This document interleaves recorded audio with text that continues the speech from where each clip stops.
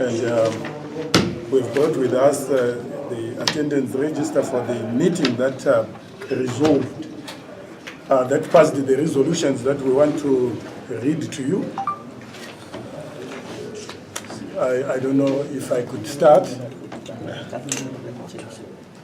The National Patriotic Front Founding National Executive Committee, in line with the transitional provisions of our Constitution, yesterday met and deliberated on the strategic issues that need to be addressed in line with our elections rollout plan, and resolved that A, the party, as provided for in section 33.1c of the party constitution, engage other political parties and explore and or join any coalition as may be deemed strategic in advancing the interests of the party in the critical 2018 general election. This is a provision in the party constitution.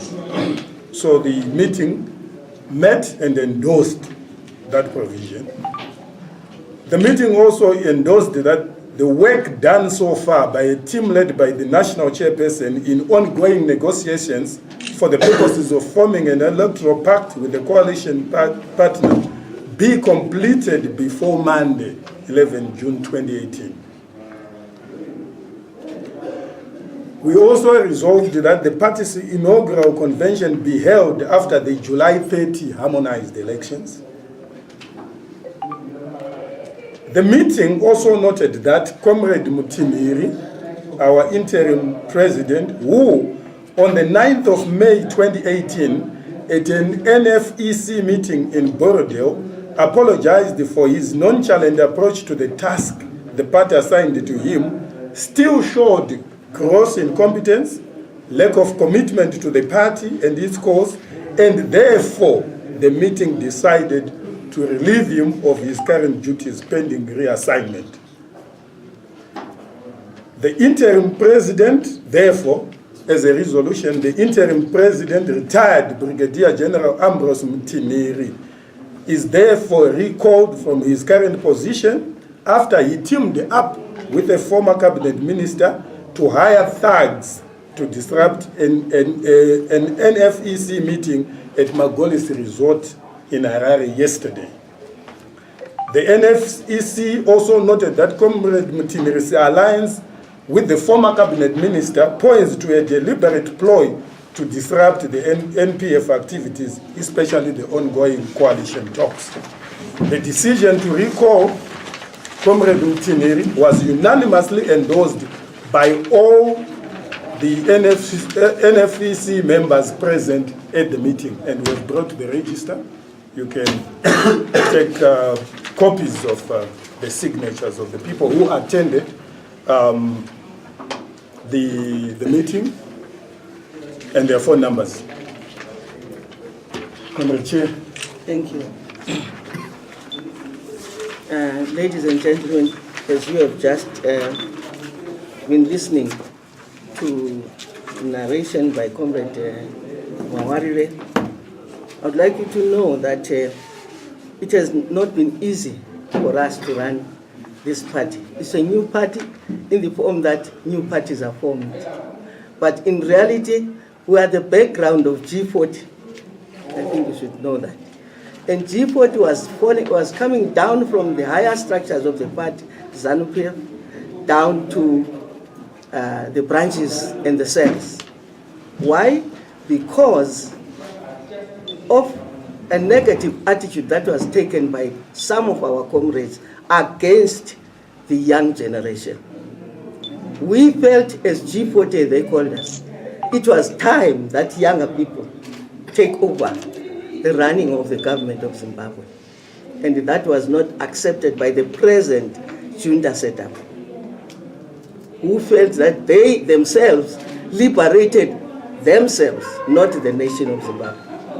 I want to remind all of you that when we went to the war, the idea was brought up by young people who got together and decided that they will go there where the elders were and take arms to fight the liberation struggle. Those people were not as old as we are now. They were young people like you.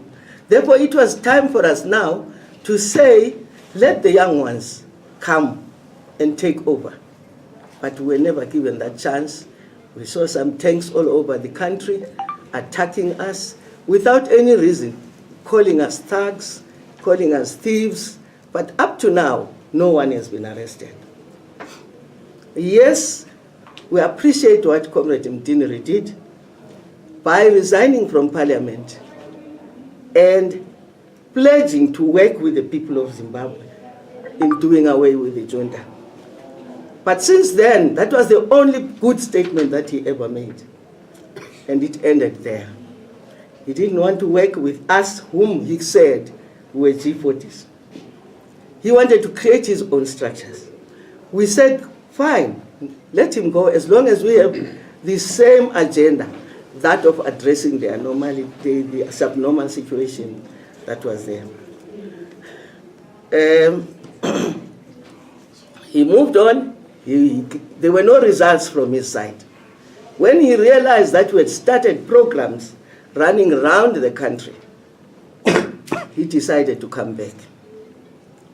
He approached me as the national chairman. He never condemned me that why am I acting when there's no president. He came and said, I apologize, just as you have heard from the report. I would like to attend your meeting. And I said, no, I will not let you go in there because people are going to be hostile with you. But I will call my top 10, who will talk to you. You tell them what you have told me. And of course he did that. He told them that, look, I apologize.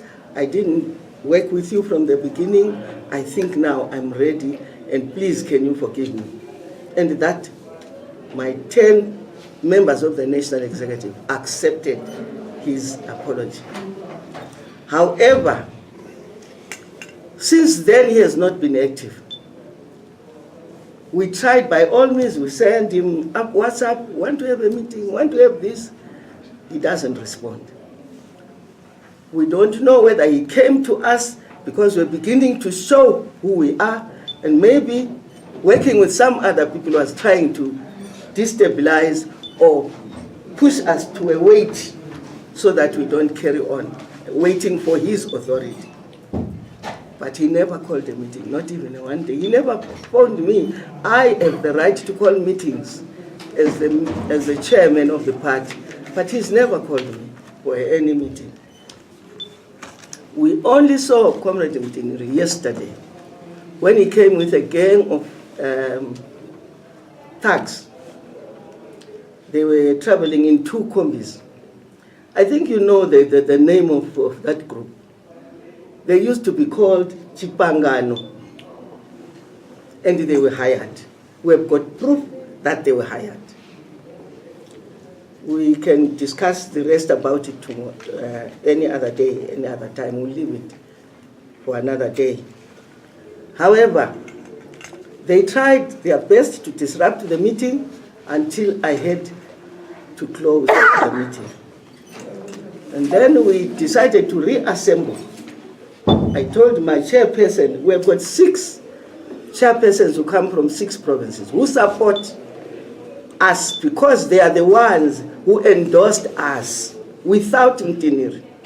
They are the ones who endorsed us as the founding national executive. And according to the Constitution, we are the only body that can talk about this party besides Mutinhiri, and even outside him. So we feel so disappointed that we have to recall Comrade Mutinhiri, because there's no platform where we can speak to him and show him how wrong he was. If he is going to travel with thugs who were manhandling some of us, it's very difficult to call him to a table and say, let's talk. It's very difficult. Because some of us have sympathies towards Comrade Mutinhiri. He's a zebra former combatant and a commander, for that matter. He was. And I was there with him. And that's one reason why I sympathized with him and took him to my colleagues, that we can accept him. We never endorsed Mutinhiri ourselves, but we allowed him to work with us. So I think I've said a mouthful. Unless if you want some more, I'll wait for questions. Do we have any questions? Comrade Chita. Thank you. Mr. Chita. Comrade Chairperson, would you want to probably explain? Is this a split? You say you have 6 chairpersons who endorsed your executive. Is this a split? Are therefore the other 4 chairpersons, are they supporting Comrade? Actually, there are 7 chairpersons, but the other 3 had already left after the disruption of the meeting yesterday. So when we reconvened, they had already left. The chairperson from Ashingo had already left when we reconvened. So you're saying only 7 were still at the meeting that endorsed this decision to... The seven, yes, managed to attend. The 7 managed to attend. You said you're thinking of joining an alliance. Yes. Have you thought of any? Which one is it? In fact, we are not thinking of joining an alliance. Well, we've started in talks. Talks. We are at a very advanced stage in those talks. That's the reason why you see with the National Founding Executive Committee said that the talks should be complete by Monday. These are talks that that were already in motion. And that's the reason why we find the involvement of the former cabinet minister that we spoke about. We believe that he was doing that in lieu of his freedom. We suspect he came back here to disrupt our project. And he was incensed when we went and gave solidarity to the MDC Alliance March. That started everything. And when the thugs came, they had a list of people that they wanted to attack. Primarily the spokesperson, they said I had the documents for the alliance. And they also wanted to attack the National Political Commissar, Comrade Jabunu, and our Secretary General, Comrade Mashami. They thought we were the guys behind the alliance formation. And it's also, I think it also explains what was the motivation, because the 3 of us were the prominent people who joined the MDC Alliance March. So you're not at liberty to tell us who this alliance? I think we will make a joint press statement, and I think it's only fair that we wait for that, and it will be very soon. I think early next week, maybe Monday next week, or even Saturday. Yes.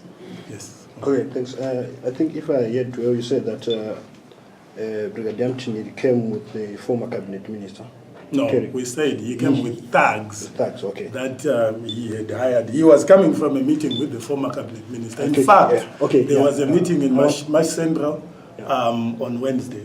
Okay, are you at liberty to name the I think the I've said quite a lot.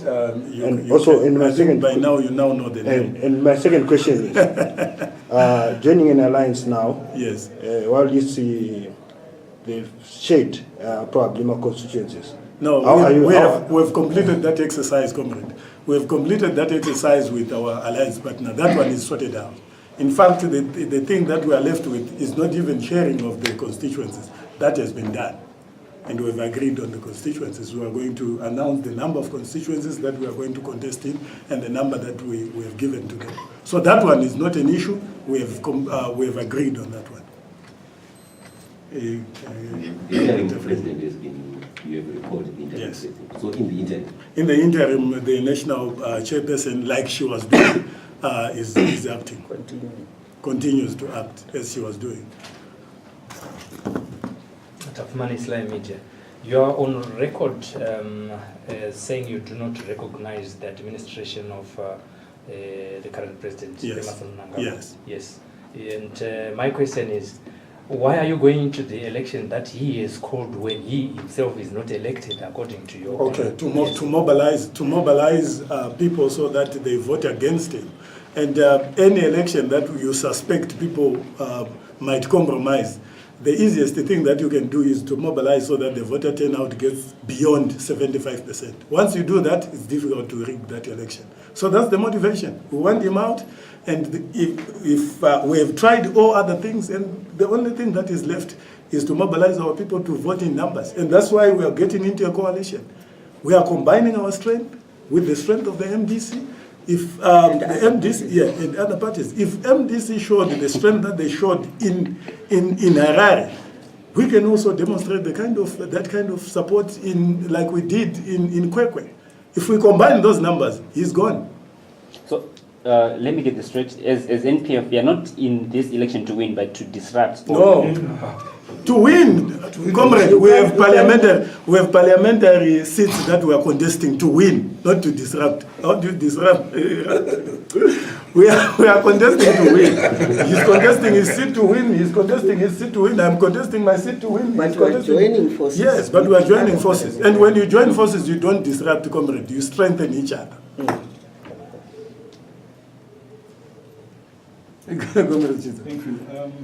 Comrade Chairperson, again, this question is to you. You indicated that when you asked Comrade Mutinhiri to take interim charge of the party, you did that because he had resigned his seat in Parliament to work with the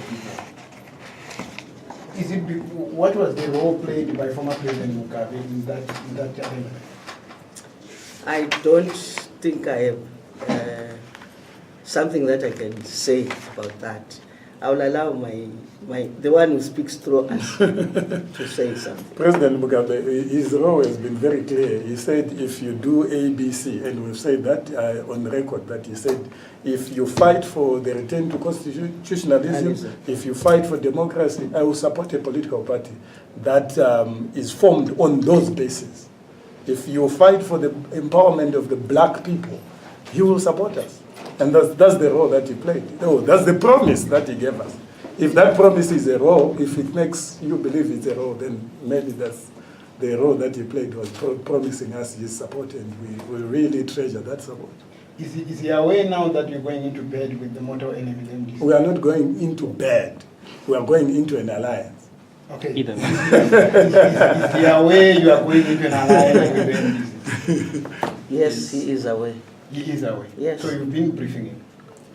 I didn't say that. I say yes, he is aware. We said at the beginning that we are at liberty to go and consult him on any issue that we feel we want to consult him. And we've consulted him on the issue of the alliance. And he's happy with it? Yeah.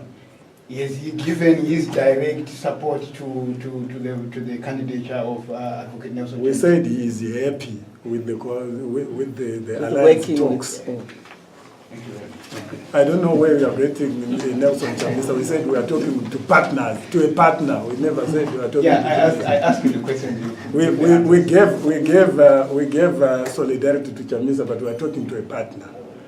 Chamisa, you are going into this election confident that you are going to win. Yeah. And obviously, membership plays a key role. Yes. Are you privy to tell us how many party card carrying members do you have as NPF? National? Comrade, if you are mobilizing for an election, you don't sell party cards. you don't take money from people when you're mobilizing for an election. Not only members. You mobilize people that are going to vote for you. ZANU-PF has less than 800,000 card-carrying members.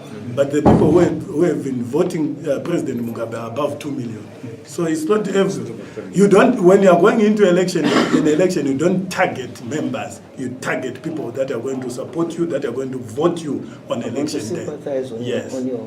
So that includes your members, that includes your sympathizers, that includes people that you twist on election day to vote for you, persuade them even on voting day. On the fence. Yes. You recruit everybody. To come back. You said Comrade Mutinhiri never called for a meeting or after his being endorsed as the party leader. How did you interpret that as a party, that kind of behavior, as well as the attack of yesterday? We thought it was incompetence. We thought it was nonchalance. That's why we gave him a chance come back. When he come back and apologize, we thought we can take him. We were prepared to work with him. We were prepared to push him because we thought when he resigned, he was committed to our cause. So yeah, we gave him a chance. But when he came with hired thugs and when it was completely evident that he was working with that former cabinet minister, we said no, we can't take this anymore, because we knew why the cabinet minister was back. Remember, we have always been saying these guys are not members of NPF because we knew what was going on. We knew the negotiations that were going on. We knew the meetings in Zambia with General Chiwenga. We knew most of the things that were happening. That's why when he came back, you didn't see any of our executive members at the airport. I was the only person who went to the airport, and I wanted to make sure whether he was going to address the private media, and he didn't. So and our worst fears were confirmed. So in other words, you're saying he was working... I used the phrase, he hired thugs to disrupt NPF in lieu of his freedom, in exchange of his freedom, isn't it? I said that at the beginning. We're speaking about Robert Mugabe. I want to know the role... President Robert Mugabe. Yeah, former president. Yeah. I want to know about the role of Mrs. Grace Mugabe. What role does he have? She's not a member of NPF. We have told you time and time again that she's not a member. Even President Mugabe is not a member of NPF. But people go and consult, including Emerson Mnangagwa wants to meet President Mugabe. He has sent envoys. He has sent quite a lot of people to go and consult him. So as NPF, we have that liberty. She has worked with President Mugabe. I've also worked with President Mugabe. So we are free to go and consult him on any issue. But if we go to consult President Mugabe, as you put it, as a former president, does that mean that we would have gone to see his wife? Why does the issue of his wife come in? Okay, you are in talks with some alliance partner. What value, since you have said you are a small party? Not a small party. We never said we are a small party, comrade.